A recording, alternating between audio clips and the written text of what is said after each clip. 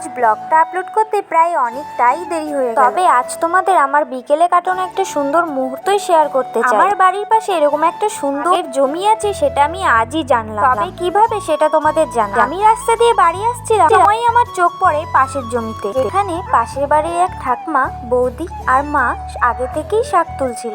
আমিও চলে আসলাম এই জিনিসগুলো ক্যাপচার করতে। আগের দিন সন্ধ্যাবেলা একটু ঝড় বৃষ্টি হয়েছিল ঠিকই, আজ কিন্তু আবহাওয়াটা একটু ভালো ছিল। আমি বিকেলে সময় পাই না, কিন্তু আজকে একটু সময় পেয়ে আর এই দৃশ্য দেখে আমার তো ভীষণ ভালো লাগছিল। চারিদিকে শুধু সবুজ সবুজ আর সবুজ। তবে এত কিছুর মধ্যে আমার একটা জিনিস দেখে খুবই হাসি পাচ্ছিল। দেখো এইদিকে যে এত শাকের মধ্যে এই যে ছোট ছোট শাকগুলো বৌদি আর ঠাকুমা মেলে খুঁজছিল, আর আমার মা কি আনন্দে যে ফাঁকা জায়গাগুলোতে শাক খুঁজছিল আমি বুঝতে পারছিলাম না। কথাটা বলাতে মা শুনে তো হেসেই যাচ্ছে। আমি বলছিলাম তুমি তো ভালোই শাক তুলতে পারো, তাহলে এত শাক ছেড়ে ওই ফাঁকা জায়গাতে কি করছো? হচ্ছে নেক্সট ব্লকে।